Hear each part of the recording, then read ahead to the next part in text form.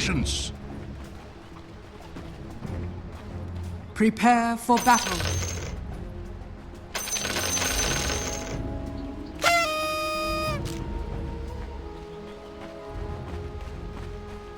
Looking for me? Looking for me? You are too noisy Try to harder. live.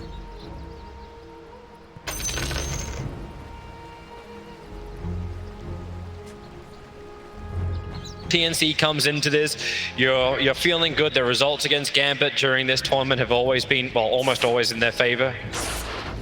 Yeah, it'll be interesting. They did take... My purpose fulfilled.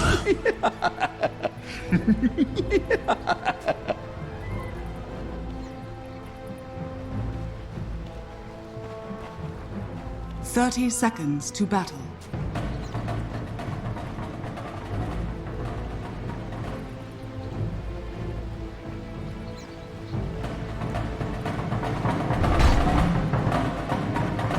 Nailed it!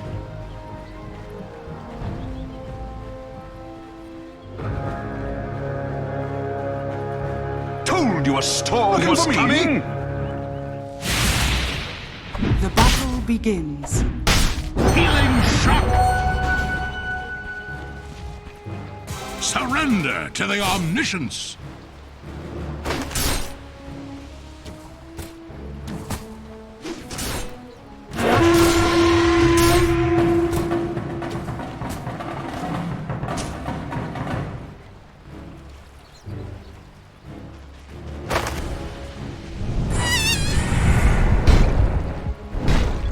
KP with a ton of sustain thanks to that press the attack as well. I like how Lycan, welcome to Micro as well from Gabby. He's battling against a dual lane. This is going to be a little bit rough for him, having both the Rubik as well as the Omni Knight against him, but he still took some time just to chip away at GPK with his walls before they timed out. So presence across the map. Understand that TNC want to have strength. FNG, this is actually really cool. He just body blocks up KP, so KP has to TP to the tier 1 tower in order to get into a position where he's able to farm. I didn't even know that was possible. Just Ogre, he's that big? That's wide load. Security on highways is required for this guy to move.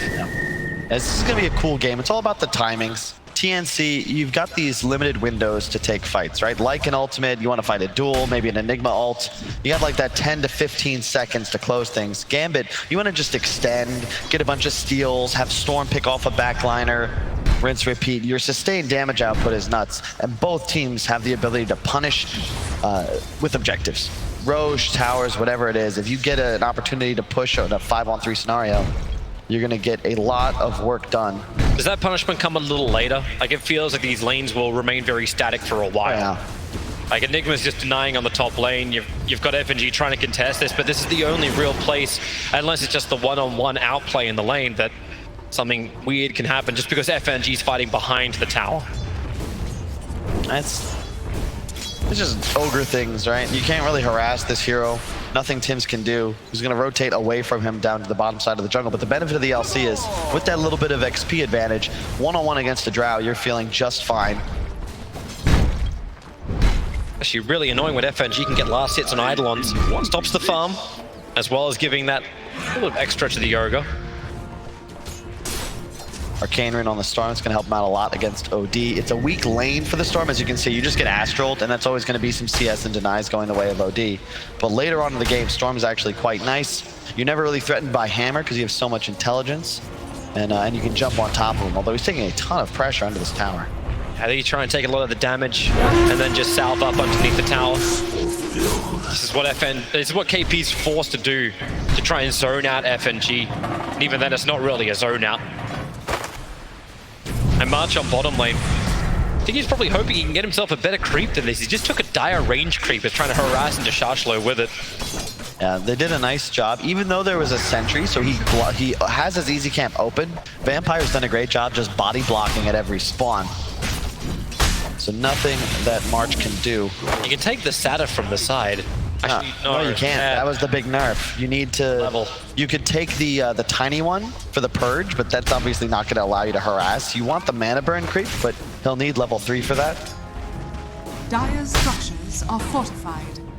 It was a really good change. I remember I played Doom support recently, only to realize that they had nerfed Devour, and I think I got reported for that one. It didn't end well for me. BY Doom is one of the unplayed heroes of this tournament. I almost feel bad. That's been a pretty diverse week. There's only, I believe, 12 heroes that haven't been played at ESL 1 so far. That's a given, especially when a lot of these teams, it's a late patch. You're trying to discover an identity with a lot of these new squads. But even with the late patch, like Io is one of these heroes that has not been played at ESL 1 this week. Really? Yep. Huh. Radiant's bottom No one's touched him after what happened at TI. Just ignored. He did get nerfed slightly, though, to be fair. It's a really peaceful game, man. I don't know if that's really... That's not the way I like this to be. That's my action-packed, like GPK as well as Armel. They're just playing this the slow way. Of course, Armel is up on the CS underneath the tower. GPK can't get real support much. Has to stay on the bottom lane. Vampire is too dangerous to just leave with Shashlo against Lycan, but Lycan's getting up in the levels. So can they even do, like, how does this bottom lane work now that Lycan starts getting stronger? I always remember the story, like, okay, Lycan starts off, not so great in the early levels.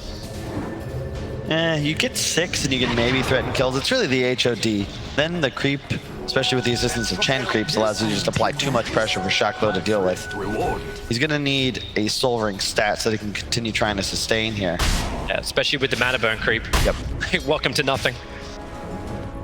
It's really annoying to deal with. This is when Chen starts to get much stronger. March, gonna look for another creep, and I got to. That's the perfect ganker right there, the Golem. You get the 125 damage on the initial stun, then it splits and you get another 250. Along with the stuns, of course. It's gonna be an easy kill on mid if the Storm comes back before hitting 6. But GPK wisely, already rotating into the jungle. Good warding from March, too. I really like this movement. He knows Storm is in the area, and he's going to find him before 6. Yep. He's going to walk right into him. Oh, he's going to walk right around him. Now he turns. The observer ward in the mid lane gave him the information. Enigma is here too. Tim's has come out of the jungle. 5-6 minutes in. Nice sentry ward down by the Rubik, so at least he can get rid of that ops. Munches it quickly with the Tango. And a Fade Bolt into March. More support's arriving too as Enigma forcing with the catapult wave into the tier 1 tower. And March back through the tree line. The Imprisonment's just buying more time to hit to the tier 1 tower and bringing more attention of Gambit here. FNG. He's tanky, but against this lineup, maybe not that tanky. He's doing so much work. This tower's already at 200 HP. Golem's about to split. It's looking for its extra stuns. Throws them both towards FNG, but the Golems are down. Tower's at 100. Is anyone going to attempt a denial? They just banish FNG. Tims takes the tower. And this early pressure with the Chen's perfectly timed. And FNG had no way out. So first blood goes the way of TNC, both tower and kill. It's so good too, because Shaklo, you'd love to have him rotate mid, but he can't. There's a Lycan bottom with his own catapults. If he goes mid, he's going to lose that tower. Top lane, it's a Drow. He's level 5. There's absolutely nothing you can do right now as Gambit. This whole lineup needs a lot more time to come online. They do get Drow level 6 now, so a bit more attack speed going their way. Really well done by TNC though. They have done this all tournament long. A dominant advantage already. A tower, a first blood. Armel is cruising. They just have to keep this pressure up, right, TNC? But at least they're not running the clock. Like, if you have an Alchemist on the other side, you need to start taking more towers, keep forcing the issue. But right now, it's just putting more money in. The Hand of Midas, 7 minutes on that Enigma. He went HOD in the previous 2 games that they ran this strategy after starting with the Glove of Haste. However, in this game, when you get it so early, 7 minutes in, you were... like, you don't need to really worry about your network for the rest of this game. You worry about your Chen. March is in a little too deep. He was underneath the dire Obs and Sentry. Gambit realizing after TNC were invading into their jungle, they needed to know where they were going. And that's just an easy pick-off on the Chen, but he is the bottom net worth for TNC.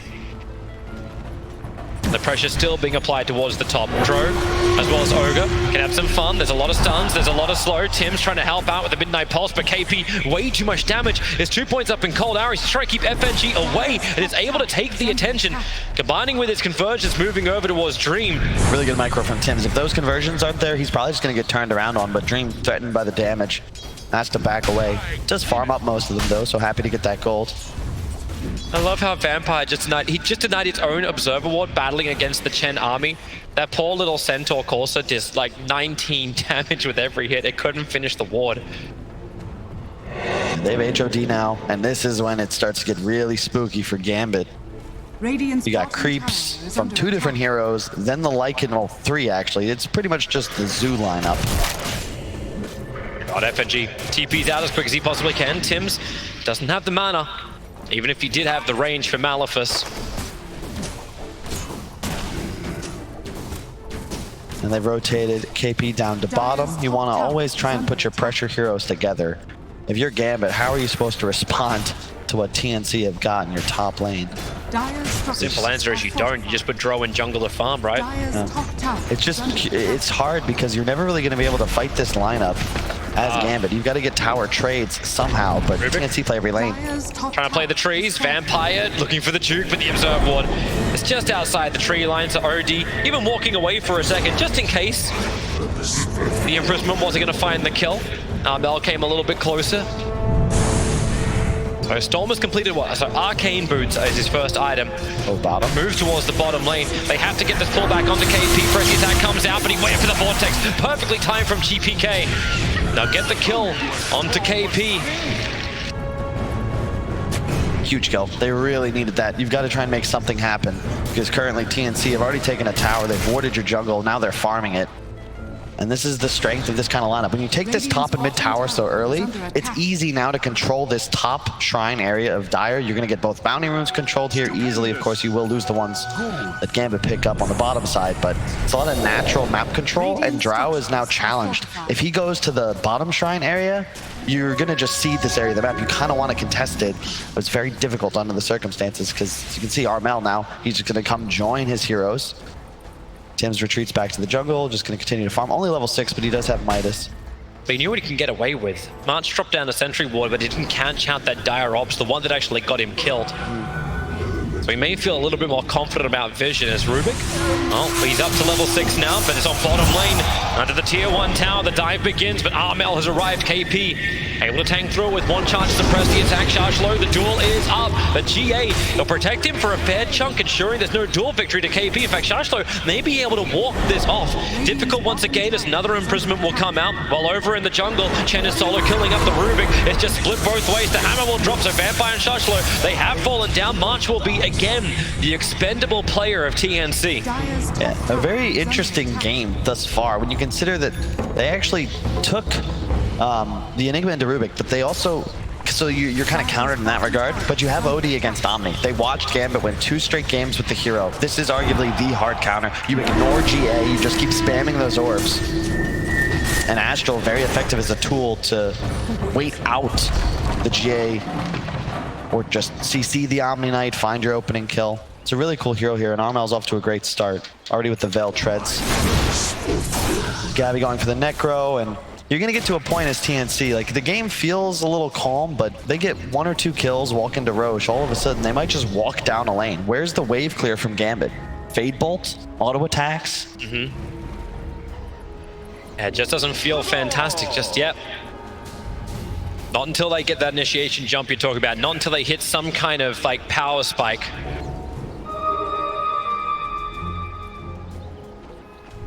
It's all taking a little bit of extra time, and that's fine for TNC. Gabby's doing his thing up on top lane. The Necro book will be coming on the courier once the couriers manage to go back to base. Yep.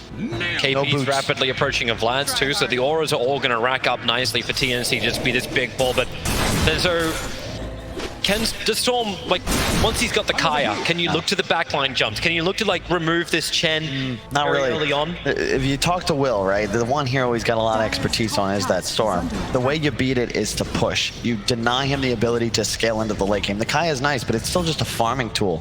You need that second item. You need a Bloodstone. You want an Orchid, maybe even a BKB in this game. That's when you could potentially just start hunting enemy heroes, but you're so weak for so long if you can't just... They're not even really able to pressure towers now either because TNC have too much wave clear. Multicasting stun coming in. Ogre creating the space. Enigma in pretty deep, and nice move away from GPK, ensuring that there wasn't going to be any kind of black hole with Lycan nearby. It was a risk. Huge play. They get the Wolf Creep too. That's plus 200 gold. Very nice for GPK. And the downtime for the pressure that Enigma was looking to apply. He was looking for all that farm so he can just get into the Blink Dagger. Arcane Boots are done, you hand him bias, but he needs to get the initiation jump. And check out the itemization, right? You've got KP just rushing of Vlads. Yeah, sure, you have a Midas on Tim's, but that's just so he can get the mech up faster because the HOD can get picked up by Gabby. No Boots, Necrobook as well, and the Veil. A casual Bassi as well on Tim's. So you're going to be able to go high, push maybe around 17, 18 minutes with all of these auras. There are none on the side of Gambit. That's going to be like plus 15% damage, the magic amp. You're going to have plus 6 armor, 8 once you get the buckler for your entire team as TNC. For Gambit have another thing. They just have like insane attack speed with even minimal amount of damage. They can make this kind of work. OD, the chain stuns are out. Vampire needs to be here for the quick pickup.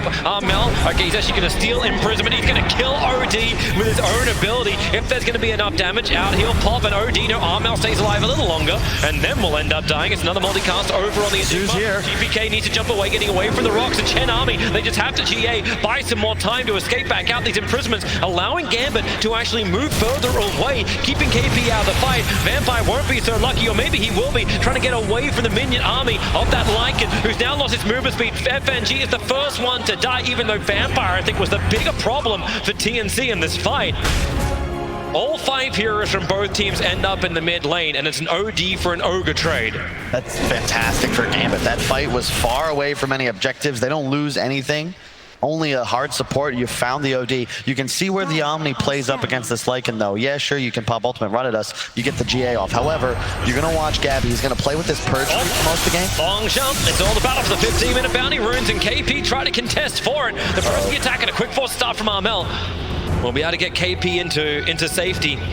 More support is still coming in. It's Vampire here in Armel. It looked like he thought he had a chance at this fight.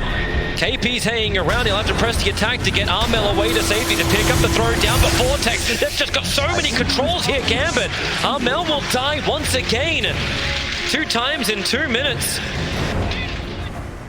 It was really well played by Gambit. And this is what you've got to do. You're going to lose trades when you have a numbers disadvantage. So always bring your squad, find these kills. And Vampire, stealing Astral is so big in this game. Extra interrupt, it's especially powerful. Anytime somebody were to get a duel, you can either do it defensively or offensively to peel off. And you can see that the huge army comes in, immediate GA. The Purge creep right here. Where is it? Right here is going to try and help him go for Vampire. Actually, it just faded. It wasn't even utilized, but he is playing with it. And we're going to look to see him continue to try and do this. You cannot save your Rubik if he is going to be purged. Removing that GA. And the sweat from the brow. And this actually feels like the type of game that Gambit just adore. It's like, okay, you want to fight us? Sure, we'll play high tempo now that you're willing to fight. And in the meantime, well, Armel slides in quickly towards the mid lane. What have we got for a steal from Rubik? Gets to pick up a throw down. He can imprison himself in 2 seconds time, but stun control is nice from March, arriving with that Centaur. Well, Gabby's still pushing top.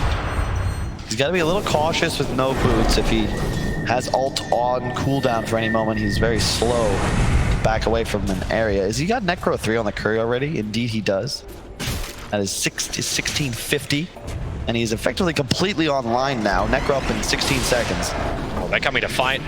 Tims, as well as Marsh, near the shrine, is being burnt by GPK already because he needs the mana enough to take this fight. So he looks over towards Marsh. Then he'll get stun control, so there's no hand of God. No, he'll actually be getting it off. They vortex it back in again, and the Rubik picking up the OD once again. Armel being a priority target, but Lycan's in the back lines. Right on top of Dream. They close the distance. The OD will also drop the hammer down. The damage is good. GA is slowing down the damage output, but it ain't stopping it. Throw an Ogre down. Omnilight will join them as well, but they want more. GPK does not have a lot of mana to work with. Legion Commander has the movement speed as well as the duel, but cannot catch him before he gets into the base. Yeah, but they just push in instead. They took that fight near their base. That's the issue. They're having to buy back. Now you've got to glyph this tower. You've got to do something to try and stop this pressure. It's tier 3. There's no glyph. This is a dead tier 3 in the blink of an eye. TNC. You're going to get a Rax here.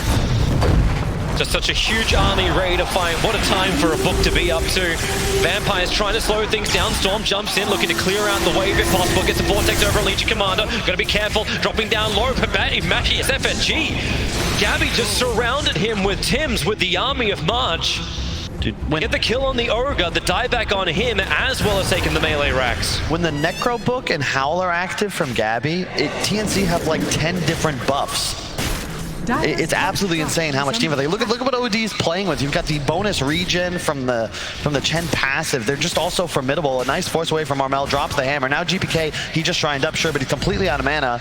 And Gabby's rolling in. You actually just can't take this fight if you're Gambit. And this is the big concern when you play against a TNC lineup like this. If you make that one mistake, you're suddenly incredibly far behind and one more lost fight away from just having a GG out of the game. Dire's bottom tower is under attack. This is Gambit. Even when you're behind, you still feel like there's a chance. Dream, nice push up. Able to get the gust back, but this is a Lycan shapeshift. High movement speed, but not enough confidence to stay inside the base by himself. Look at the buffs. It's like they're raiding right now, and wow. Dire's bottom tower has been Comparatively, Gambit, you've got Drow Aura, sure, but that just doesn't do anything. You're playing against a Lycan with a billion creeps behind him. And you can even see Dream recognizing what he's got to do to deal with this kind of lineup. He's got Ags queued up. Go for that Ags Mjolnir build. At a point, level 20 plus perhaps, Gambit could look to turn things around, but they need a good fight. They need to try and get the initiation somewhere. Ball lightning TP means this Storm will easily get away. A 4-man, actually it's a 3-man smoke up. They use Shashlo as the bait to the tier 1 tower, and help our first customer of the day. The smoke will break, a quick gust, send him up in the air. Teleki's pull back with the multicast up from FNG. That is one very dead Armel. That felt a little too easy, but they had the vision up the hill. The Observer Ward and Sentry were down, so Gambit, they felt strong. They need to get something out of this though, Toby. They've got to go for Roche perhaps, maybe force a tower. They're looking for extra kills, but this is the concern. If Gambit don't get actual things off the map, the kills don't matter. Sure, it hurts Armel for a bit, but the rest of his team is still farming. And TNC is still very much in the driver's seat. Top lane's already into the Gambit base, so... The advantage is that you burn the smoke. Like, that's it. Like, TNC burned one of those. I'm loving this itemization from Dream. I'm not quite certain I like the Ag straight up. Like, I still prefer a Maelstrom for some level of clearance with the attack speed. But Ags and Maelstrom, we can start seeing Tesla Ranger appear. They'll give enough to D-push, even with the big army that would come their way. You can clean it up pretty quickly, as long as the Drow doesn't get jumped. Yep, it's all the little things, man. OG kind of wrote the script. They won 2 TIs in a row on the back of strategies like this one. March, even with the Ogre creep, you've got the attack speed aura from the Smasher. They're just min-maxing every which way. Solar Crest, next item on KP, coming up soon. Smoke and come out from Gambit. There's so many observers and sentries throughout the Dire jungle. The TNC, without this smoke, they would have seen a lot. Storm jumps straight across the pit and out the other side. Gets information on Roshan. Roshan still dropping low, 1000 HP. The Sons of Legion Commander. Here's your follow-up, and in they go. But Armel, he actually gets the Aegis Immortal. GPK cannot secure the seal. Is looking for a tent. It's the black hole, but he caught Rubik, so there's no turnaround. The Drow getting some good damage out, but all he'll end up doing is killing Tims. No, he doesn't. March has the heals for days. And Dream will die as he walks back out of this mid lane. He does not escape this. A blink forward from Tims will get this done with a dual victory. And Armel, who's been the punching bag of Gambit at the start of most fights, now gets himself a triple kill. You're going to need to play a hell of a lot faster as Gambit. You need a lineup that peaks in the mid-game. You are not going to be able to get to 30-plus minutes against a team like TNC playing this way. Just go straight for Throne. It's 22 minutes in. Why not? They're trying to get buyback, so if just win the game as well, either will work. It's like, hey guys, if I could howl back up, yeah, we do. Let's just go, go, go. FNG comes in close. It just helps build up the imp, which is a 39 at the moment. It's starting to reduce. The Stormspirit doesn't want to be part of this one. He jumps up, he jumps down. Tim's broken free by the press, the attack. Shashlo needs to help out too, but it's just being done. They focus on the Ancient, understanding to win Dota, that's all you have to do. Kill the Ancient. And in 22 minutes, TNC take game 1 of this ESL 1 Hamburg Grand Final.